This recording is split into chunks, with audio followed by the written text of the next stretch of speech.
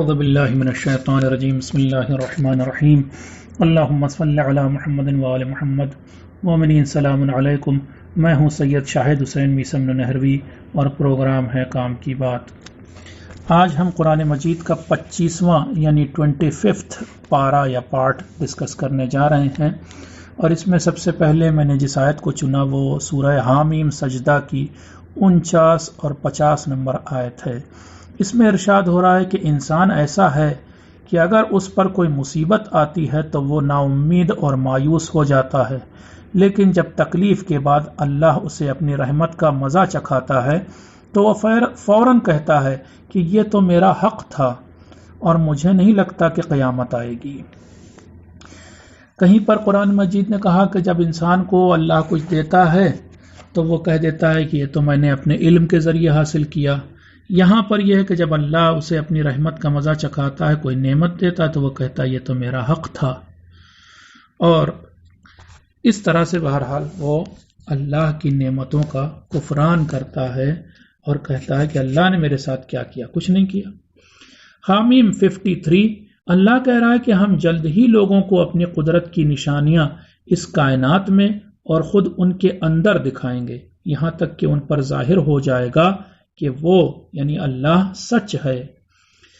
یہاں پر میں اتنا بتا دوں کہ اس آیت میں 2 طرح کی نشانیوں کا تذکرہ کیا گیا ہے۔ ایک کائنات کی نشانیاں جسے آیات آفاق کہا جاتا ہے، آیات آفاق یا آیات آفاقی، اور دوسری نشانیاں خود انسان کے اندر، اس کے اندر نشانیاں ہیں اللہ کی۔ دونوں طرح کی نشانیاں اللہ نے رکھی، باہر بھی اور اندر بھی۔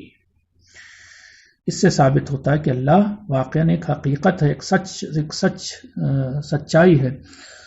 شورا آیت نمبر 5 فرشتے اللہ کی تعریف کرتے ہوئے اس کا نام لیتے ہیں یعنی تسبیح کرتے ہیں، اور زمین پر بسنے والوں کے لیے اللہ سے معافی کی دعا کرتے ہیں۔ ابھی پچھلے ایپیسوڈ میں آیا تھا کہ فرشتے مومنین کے لیے کیا کیا کرتے ہیں، یہاں پھر آیا کہ وہ زمین پر بسنے والوں کے لیے معافی کی دعا کرتے ہیں۔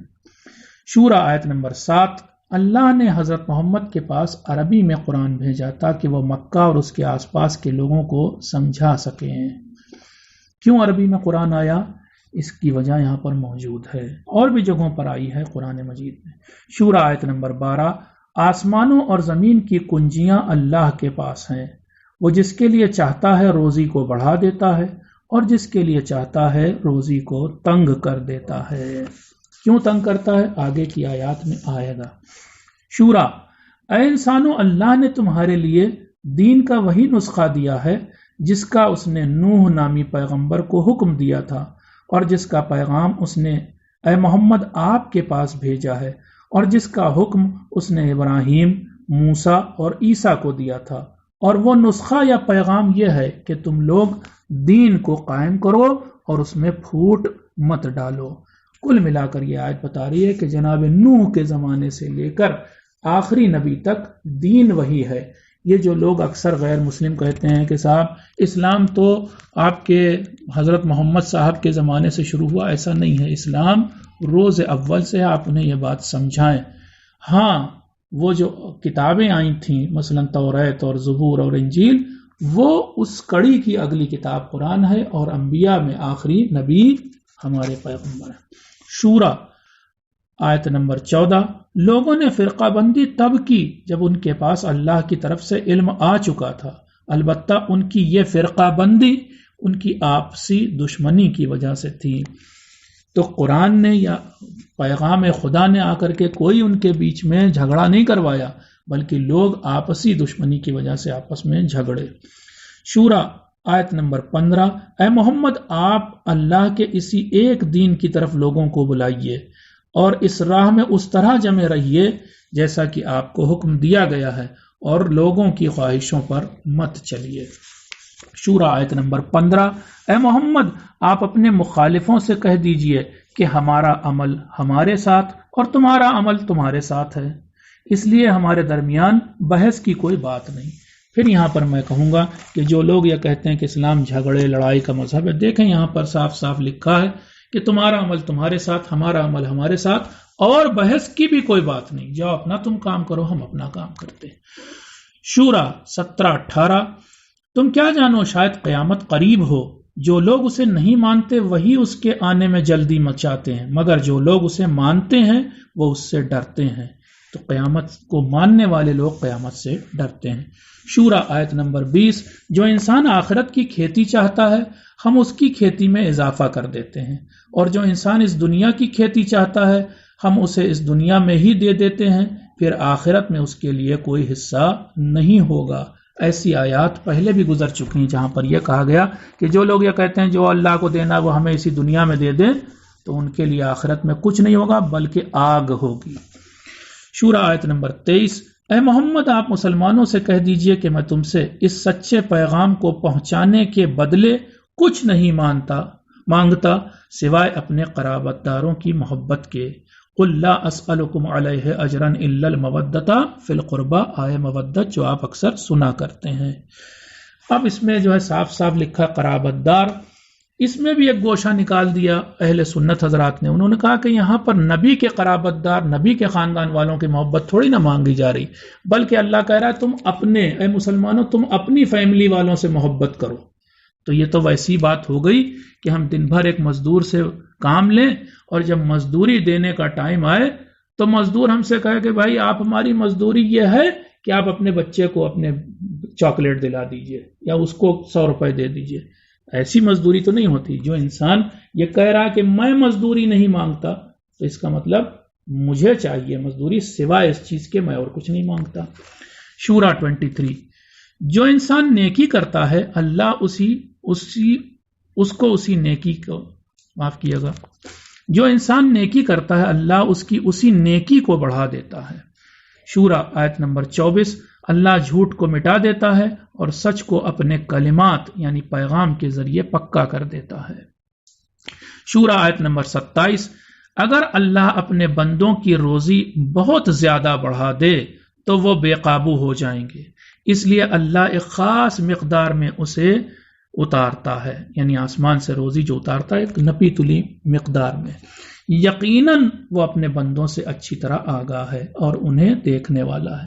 اس کا مطلب یہ ہوا کہ اگر اللہ تعالیٰ روزی کی ریلم پیل کر دے اور بہت زیادہ روزی دے دے تو لوگ بے قابو ہو جائیں گے، بغاوت کر دیں گے۔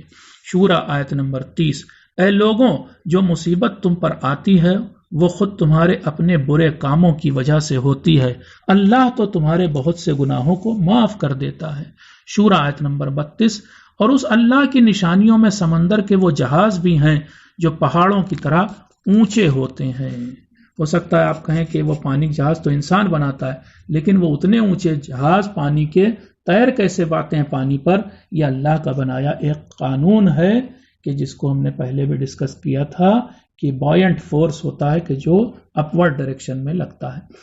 شورا 36 سے 39 اے لوگوں جو کچھ تمہیں دیا گیا ہے وہ تو دنیا کی زندگی کا سامان ہے، اور جو کچھ اللہ کے پاس ہے وہ اس سے کہیں بہتر ہے اور بہت زیادہ باقی رہنے والا ہے۔ وہ یعنی آخرت کا سب کچھ سامان کس کے لیے ہوگا؟ وہ ان لوگوں کے لیے ہوگا جو نمبر 1 ایمان رکھتے ہیں، نمبر 2 اپنے رب پر بھروسہ کرتے ہیں، نمبر 3 بڑے گناہوں اور بے شرمی سے بچتے ہیں، نمبر 4 غصے کی حالت میں ہونے کے باوجود لوگوں کو معاف کر دیتے ہیں، نمبر 5 اللہ کی پکار پر لبیک کہتے ہیں یعنی اللہ کا حکم ماننے کو تیار رہتے ہیں، نمبر 6 نماز کی پابندی کرتے ہیں، نمبر 7 اپنے معاملوں میں صلاح مشورہ کرتے ہیں، کنسلٹیشن کرتے ہیں، اور اسی وجہ سے اس سورے کا نام شورا پڑا، شورا یعنی مشورہ۔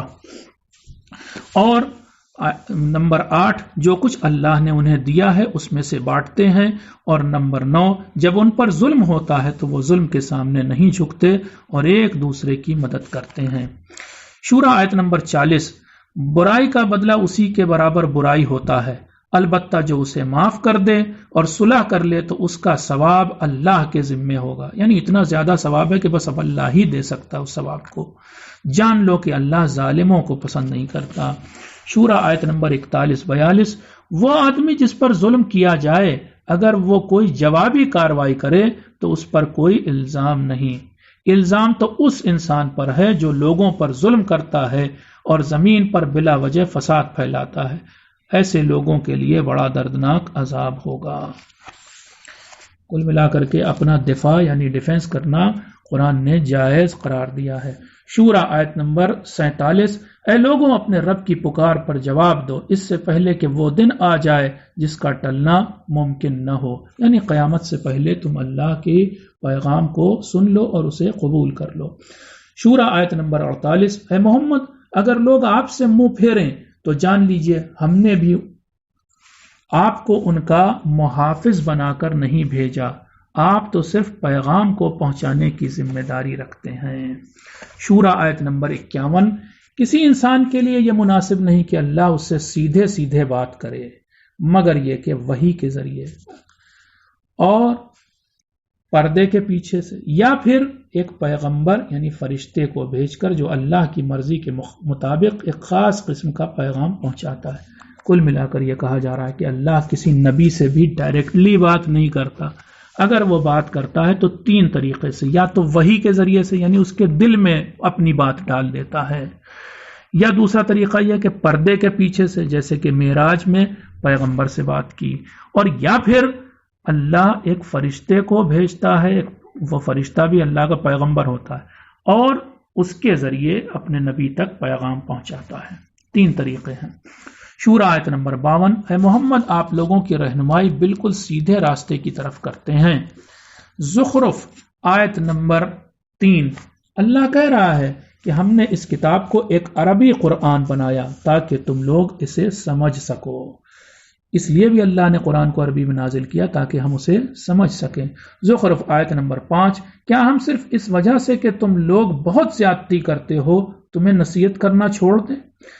زخرف آیت نمبر 10، اللہ وہ ہے جس نے اس زمین کو تمہارے لیے ایک جھولا کہہ لیں، مہد یعنی آغوش، ایک جھولا، ایک مہد بنایا، اور اس میں تمہارے لیے راستے بنائے تاکہ تم راہ پا سکو۔ تو اللہ نے ہمارے لیے کریڈل بنایا ہے زمین کو، اور اس میں راستے بھی بنائے ہیں تاکہ ہم اپنی منزل تک پہنچ جائیں۔ زخرف آیت نمبر 12 سے 13، اللہ نے تمہارے لیے سمندری جہاز بنائے اور چوپائے جانور بنائے جن پر تم سوار ہوتے ہو۔ یہاں پر اس آیت کو پڑھ کر لگتا ہے کہ پہلی بار سمندر میں ناؤ بنانے کا آئیڈیا اللہ نے انسان کے دل میں ڈالا ہوگا، تب تو وہ بنا پایا ہوگا، یا شاید اس نے پہلی ناؤ بنائی دے دی ہو، اللہ سے کیا بعید۔ اور چوپائے جانور بنائے جن پر تم سوار ہوتے ہو، اور ان چوپائے جانوروں کی پیٹھ بھی ایسی بنائی کہ تم ان کی پیٹھ پر سیدھے ہو کر بیٹھ سکو۔ سوچنے لائق بات ہے کہ اگر یہ سارے جانور جو چوپائے اللہ نے بنائے تھے، اگر ان کی پیٹھ ایسی نہ ہوتی کہ انسان اس پر سوار ہو سکتا تو کیا ہوتا، انسانیت کیسے ترقی کرتی، اور پھر اپنے رب کی نعمت کو یاد کر سکو اور کہہ سکو کہ پاک ہے وہ رب جس نے اس سواری کو میرے قابو میں دیا، ورنہ ہم اس پر قابو نہیں کر سکتے تھے۔ یہ وہی آیت ہے کہ جو سفر کی آیت کہلاتی ہے اور ہم لوگ پڑھتے ہیں سفر پر جاتے وقت۔ زخرف آیت نمبر 19، اور لوگوں نے فرشتوں کو جو اللہ کے بندے ہیں عورتیں کہہ دیا، تو کیا انہوں نے انہیں بنتے ہوئے دیکھا تھا؟ عرب کے لوگ عجیب تھے، وہ فرشتوں کو فیمیل کہتے تھے، مؤنث کہتے تھے، تو کیسے کہا یہ پوچھ رہا ہے قرآن، کیا لوگوں نے فرشتوں کو بنتے ہوئے دیکھا تھا؟ زخرف آیت نمبر 30، اور جب حق یعنی سچ ان کے پاس آیا تو انہوں نے کہہ دیا یہ تو جادو ہے، ہم اسے نہیں مانیں گے۔ مکے والوں کے پاس جب قرآن آیا تو انہوں نے اسے جادو کہہ کر کے ماننے سے انکار کر دیا۔ زخرف آیت نمبر 32، اللہ نے دنیا کی زندگی کے کاروبار کو لوگوں کے درمیان تقسیم کر دیا ہے، اور کچھ لوگوں کو کچھ لوگوں پر برتری دی ہے تاکہ وہ ایک دوسرے سے کام لیں۔ اس سے پہلے آیت آ چکی ہے کہ اللہ نے کسی کی روزی کو بڑھا دیا، کسی کی روزی کو تنگ کر دیا ہے۔ یہاں پر اس بات کا جواب ہے کہ کیوں کسی کی روزی کم کی، کیوں کوئی غریب ہے اور کیوں کوئی امیر، تاکہ وہ غریب لوگ امیروں کے لیے کام کر سکیں، ان کے وہ امپلائر بنے، یعنی امیر لوگ اور یہ امپلائی بنے۔ اگر ایسا نہ ہوتا، مان لیا کہ ہر آدمی دنیا کا کروڑ پتی ہوتا، ٹھیک 1 کروڑ روپے سب کے پاس ہوتے، تو پھر کوئی کسی کے لیے کیوں کام کرتا؟ وہ کہتا ہمارے پاس خود 1 کروڑ روپے ہے، ہم کیوں تمہارے لیے کام کریں؟ تو اونچ نیچ اس لیے رکھی تاکہ اس دنیا کا نظام چل سکے اور ڈویژن آف ورک ہو سکے، سوسائٹی جو انسانی سماج ہے وہ فنکشن کر سکے۔ سورہ زخرف کی آیت نمبر 33 سے شروع کر رہے ہیں. 33 سے لے کر 35 میں یہ کہا گیا ہے، اور اگر یہ نہ ہوتا کہ سب لوگ اللہ کے انکار پر جمع ہو کر ایک ہی قوم بن جائیں گے تو ہم خدا کا انکار کرنے والوں کے گھروں کو چاندی کا بنا دیتے، یعنی منکرین خدا کے گھروں کو چاندی کا بنا دیتے، اور سیڑھیوں کو بھی جن پر وہ چڑھتے ہیں، اور اسی طرح ان کے گھروں کے دروازوں کو، تختوں کو بھی جن پر وہ تکیہ لگاتے ہیں چاندی اور سونے کا بنا دیتے ہیں. یہ سب دنیا کی زندگی کے بے قیمت سامان کے سوا کچھ بھی نہیں. یعنی اگر اللہ چاہتا تو منکرین خدا کو بھی سونے چاندی سے بھر دیتا، صرف بات یہ تھی کہ وہ سب اللہ کے انکار پہ پھر اور جم جائیں گے، اور زیادہ انہیں انکار کے لیے شے مل جائے گی، اس لیے اللہ نے ایسا نہیں کیا. زخرف آیت نمبر 36. جو آدمی مہربان خدا کی یاد سے منہ موڑتا ہے تو اللہ بھی اس کے پیچھے شیطان لگا دیتا ہے جو اس کا ساتھی بن جاتا ہے، وہی شیطان پھر اس کا قرین یعنی ساتھی بن جاتا ہے. زخرف آیت نمبر 37. شیطان انسان کو سچے راستے سے ہٹا دیتا ہے مگر انسان سمجھتا رہتا ہے کہ وہ صحیح راستے پر ہے. یہ بہت ہی توجہ کے لائق بات ہے کہ شیطان انسان کے دماغ میں یہ بات ڈال دیتا ہے کہ وہ صحیح راستے پر ہے، حالانکہ وہ غلط راستے پر ہوتا ہے. تو ہمیں خود کو بار بار چیک کرنے کی ضرورت ہوتی ہے کہ ہم کس راستے پہ چل رہے ہیں. زخرف آیت نمبر 40. اے محمد، کیا آپ بہرے کو اپنی بات سنا سکتے ہیں اور کیا اندھے کو راستہ دکھا سکتے ہیں؟ ہم پہلے بھی بتا چکے ہیں کہ قرآن کی نگاہ میں بہرا اور اندھا وہ ہے کہ جو حق بات یعنی سچ بات کو سننے یا دیکھنے کے لیے تیار نہ ہو. زخرف آیت نمبر 46 سے 56. ان آیتوں میں ایک بار پھر سے جناب موسیٰ اور ان کے دشمن فرعون کا قصہ آیا ہے. یہ قصہ کئی بار پہلے قرآن مجید میں آ چکا ہے، اس لیے ہم اسے یہاں پر چھوڑ رہے ہیں. آپ چاہیں تو سورہ آراف، سورہ یونس، سورہ طٰہٰ، سورہ قصص اور دیگر سوروں کو دیکھ سکتے ہیں. زخرف آیت نمبر 59. حضرت عیسیٰ صرف اللہ کے ایک بندے تھے جن پر اللہ نے اپنا احسان کیا تھا اور جنہیں بنی اسرائیل یعنی یہودیوں کے لیے اپنی قدرت کا ایک نمونہ بنایا تھا. یعنی وہ صرف اور صرف اللہ کے بندے تھے، وہ بیٹے نہیں تھے اللہ کے. زخرف آیت نمبر 67.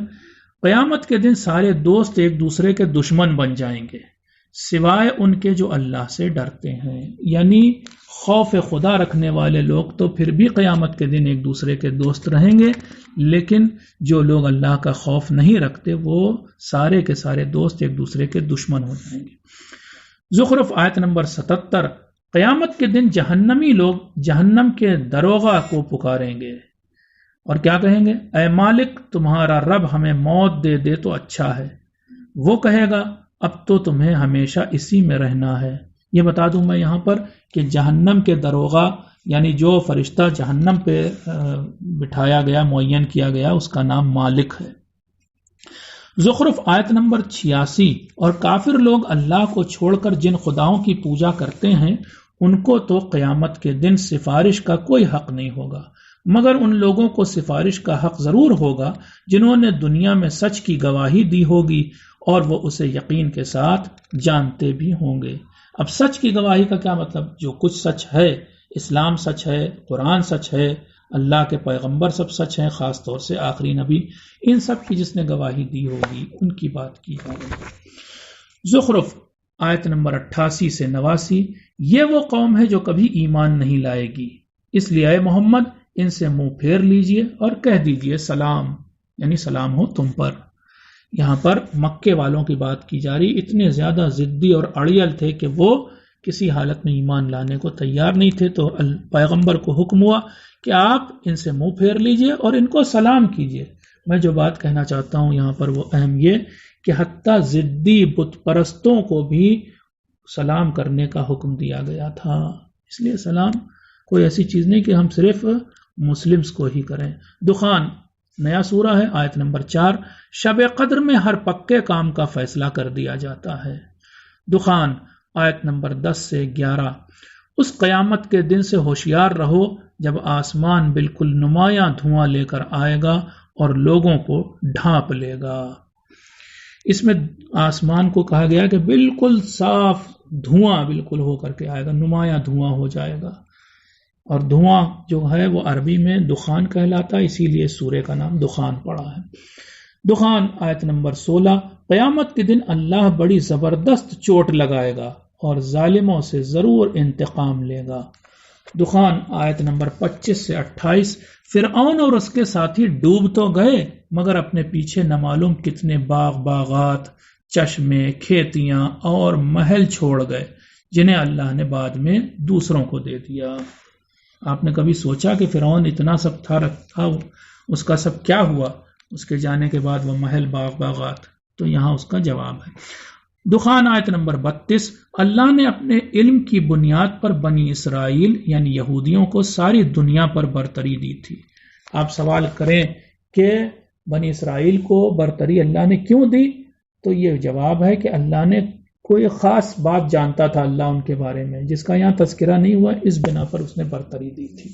دخان آیت نمبر 41، قیامت کے دن کوئی دوست کسی دوست کے کام نہ آئے گا اور نہ ہی کسی کی مدد کی جائے گی سوائے اس انسان کے جس پر اللہ رحمت کرے گا۔ دخان آیت نمبر 43 سے 44، بے شک زقوم کا پیڑ گناہگاروں کا کھانا ہوگا، وہ پگھلے تانبے کی طرح جہنمیوں کے پیٹ میں کھولے گا۔ اس سے پہلے آ چکا ہے تذکرہ کہ جہنم کی تہ میں، بالکل تہ میں ایک پیڑ اگے گا یا اگتا ہے جس کا نام زقوم ہے، جہنمیوں کا کھانا وہی زقوم کا پیڑ ہوگا۔ دخان آیت نمبر 51 اور 56، جبکہ اللہ سے ڈرنے والے لوگ امن کی جگہ میں ہوں گے یعنی جنت میں ہوں گے، وہاں وہ لوگ دنیا کی اپنی پہلی موت کے سوا کسی موت کا مزہ نہیں چکھیں گے، یعنی جنت میں رہنے والوں کو کوئی موت نہیں آئے گی۔ دخان آیت نمبر 58، اللہ نے قرآن کو تو تمہاری زبان میں آسان بنا دیا ہے تاکہ لوگ نصیحت حاصل کر سکیں، یہ پیغمبر سے کہا جا رہا ہے۔ جاسیہ آیت نمبر 3، بے شک آسمانوں اور زمین میں ماننے والوں کے لیے بڑی نشانیاں ہیں۔ جاسیہ آیت نمبر 4، اور تم انسانوں کی بناوٹ میں اور ان جانوروں میں جنہیں اللہ نے زمین پر پھیلا دیا ہے یقین رکھنے والوں کے لیے بڑی نشانیاں ہیں۔ جاسیہ آیت نمبر 5، اور رات دن کے آنے جانے میں اور اس رزق یعنی پانی میں جو اللہ آسمان سے برساتا ہے اور جس کے ذریعے وہ زمین کو زندہ کر دیتا ہے، اور ہواؤں کے بدلنے میں عقل کا استعمال کرنے والوں کے لیے بڑی نشانیاں ہیں۔ تو عقل مندوں کے لیے ان تمام چیزوں میں بڑی نشانیاں ہیں، سوچنا چاہیے، ہمیں اس میں غور کرنا چاہیے۔ جاسیہ آیت نمبر 6 سے 7، اے محمد یہ اللہ کی آیتیں ہیں یعنی اللہ کا کلام ہے، تو یہ لوگ اللہ اور اس کی آیتوں کے بعد کس بات کو قبول کریں گے؟ سوال کی شکل میں کہا جا رہا ہے کہ اب اس سے بہتر کون سا کلام آئے گا قرآن سے بہتر کہ جسے یہ لوگ قبول کریں گے۔ جاسیہ آیت نمبر 7 سے 8، افسوس ہے ہر جھوٹے گناہگار پر جو اللہ کی آیتوں کو سنتا ہے پھر گھمنڈ دکھاتے ہوئے اپنی غلط بات پر اڑا رہتا ہے اور ایسا بن جاتا ہے جیسے اس نے کچھ سنا ہی نہیں، تو اے محمد آپ اسے دردناک سزا کی خبر سنا دیجئے۔ جاسیہ آیت نمبر 11، یہ قرآن رہنمائی ہے۔ جاسیہ آیت نمبر 12، اللہ وہ ہے جس نے سمندر کو تمہارے قابو میں دے دیا تاکہ ناویں اس میں اللہ کے حکم سے تیر سکیں اور ساتھ ہی تم لوگ اللہ کے کرم یعنی روزی روٹی کو حاصل کر سکو۔ اس سے پہلے آ چکا ہے کہ اللہ نے ناووں کے تیرنے کو کیسے ممکن کیا، اور میں نے بتایا تھا کہ ایک خاص فورس ہے جو فزکس میں پڑھایا جاتا ہے، بائنٹ فورس، کہ جو اپورڈ ڈائریکشن میں پانی لگاتا جس کی وجہ سے وہ ناویں تیر پاتی ہیں۔ جاسیہ آیت نمبر 13، اور جو کچھ آسمانوں میں ہے اور جو کچھ زمین میں ہے سب کو اللہ نے تمہارے قابو میں دے دیا ہے، یقیناً اس چیز میں بھی فکر کرنے والوں کے لیے بڑی نشانیاں ہیں۔ جاسیہ آیت نمبر 14، اے محمد آپ مومنوں سے کہہ دیجئے کہ وہ ان لوگوں کو معاف کر دیں جو اللہ کے دنوں کو نہیں مانتے۔ اب اللہ کے دن کون سے ہیں؟ پہلے بھی ایک جگہ آ چکا ہے کہ جناب موسیٰ کو حکم ہوا تھا کہ وہ لوگوں کو اللہ کے دنوں کی یعنی ایام اللہ کی یاد دلائیں، اور یہاں پر بھی اللہ کے دنوں کی بات کی گئی ہے۔ تو بتایا تھا میں نے وہاں پر بھی کہ اللہ کے دنوں کا مطلب علماء نے کہا ہے کہ وہ دن کہ جس دن زمین پر کوئی خاص کوئی بہت اہم واقعہ پیش آیا ہو، مثلا قرآن کا نزول بہت بڑا واقعہ ہے، یا مثلا جناب ابراہیم کی قربانی جو انہوں نے پیش کی تھی۔ اسی آیت کی روشنی میں ہم لوگ امام حسین علیہ السلام کا غم مناتے ہیں، کیونکہ وہ بھی ایام اللہ میں سے ایک ہے، آخری نبی کے نواسے کی قربانی ہو گئی۔ جاسیہ آیت نمبر 18، اے محمد ہم نے آپ کو دینی قانون کے واضح راستے پر رکھا ہے تو آپ اسی پر چلیے۔ جاسیہ آیت نمبر 20، قرآن کی یہ باتیں ان لوگوں کے لیے آنکھ کھول دینے والی اور رہنمائی اور رحمت ہیں جو یقین رکھتے ہیں، یعنی یہ سارا قرآن جو ہے یہ ان لوگوں کی آنکھ کھول دیتا ہے جو یقین رکھتے ہیں، اور انہی کے لیے رحمت ہے اور ان کے لیے رہنمائی بھی ہے، گائیڈنس بھی ہے۔ جاسیہ آیت نمبر 23، اے محمد کیا آپ نے اس آدمی کو دیکھا جس نے اپنی خواہشوں کو اپنا خدا بنا لیا؟ تو اللہ نے بھی اس کے کان اور دل پر مہر لگا دی اور اس کی آنکھ پر پردہ ڈال دیا۔ یہ ایسے لوگ کہ جو اپنی خواہشوں کو ہی خدا مان لیتے ہیں، یہ بت پرستوں سے بھی بدتر ہوتے ہیں۔ بت پرست بہرحال کسی قاعدے قانون کے تو قائل ہوتے ہیں کہ ہمارے بت کو یہ پسند ہے اور یہ نہیں پسند ہے، کچھ تو قانون ہوتے ہیں، لیکن جو انسان اپنی خواہشوں کو ہی خدا مان لے وہ پھر کہیں نہیں ٹھہرتا، اس کے لیے کوئی قانون قاعدہ نہیں ہوتا، اس کے دل میں جو آتا ہے وہ اسے انجام دیتا ہے۔ آپ غور کیجئے گا آج کی دنیا میں ایسے بہت سے لوگ ہیں کہ جو اپنی خواہشوں کو خدا مانتے ہیں، خاص طور سے پولیٹیشینز اور سیاستداں لوگ۔ جاسیہ آیت نمبر 24، کافر لوگ کہتے ہیں اس دنیا کی زندگی کے علاوہ کوئی زندگی نہیں ہوگی اور ہمیں زمانے کے سوا کوئی ہلاک نہیں کرتا، یعنی کوئی خدا موجود نہیں جو ہمیں موت دیتا ہو۔ کل ملا کر کے نہ تو وہ آخرت کی زندگی کو مانتے تھے کافر لوگ، اور نہ ہی یہ مانتے تھے کہ کوئی خدا موجود ہے جو ہمیں موت دیتا ہے۔ جاسیہ آیت نمبر 28 سے 29، اے محمد قیامت کے دن آپ ہر قوم کو گھٹنے کے بل گرا دیکھیں گے اور ہر قوم کو اس کے اچھے برے کاموں کی کتاب کی طرف بلایا جائے گا۔ اس دن اللہ لوگوں سے کہے گا یہ ہماری کتاب ہے جو تمہارے خلاف سچ سچ بولے گی، کیونکہ تم دنیا میں جو کچھ کرتے تھے ہم اسے لکھتے رہتے تھے۔ یہاں پر کتاب کا مطلب ہمارے نامہ اعمال ہیں، جس میں اللہ ہمارے اعمال کو ریکارڈ کرتا ہے، لکھتا رہتا ہے۔ تو اس دن اللہ اس نامہ اعمال کو ہمارے سامنے رکھ کے کہے گا یہ ہماری والی کاپی ہے، یہ جو ہم نے لکھا تھا یہ وہ ہے، اور تم جو کچھ دنیا میں کرتے تھے ہم اسے لکھتے رہتے تھے۔ یہاں پر ہی ہم اپنی بات کو ختم کرتے ہیں۔ اس کے بعد کی ایپیسوڈ میں انشاءاللہ سورہ احقاف یعنی پارہ نمبر 26 سے 26 سے شروع کریں گے۔ تب تک کے لیے آپ سے خدا حافظی کرتے ہیں۔ ایک بار پھر سے آپ سے گزارش ہے کہ میرے لیے دعا کیجیے گا کہ جب بھی مجھے اللہ اس دنیا سے اٹھائے، با ایمان اٹھائے، با عزت اٹھائے اور میرے گناہوں کو معاف کر کے اٹھائے، محمد وآل محمد علیہ السلام اور قرآن کے دامن سے وابستہ رکھتے ہوئے اٹھائے۔ والسلام علیکم ورحمۃ اللہ وبرکاتہ۔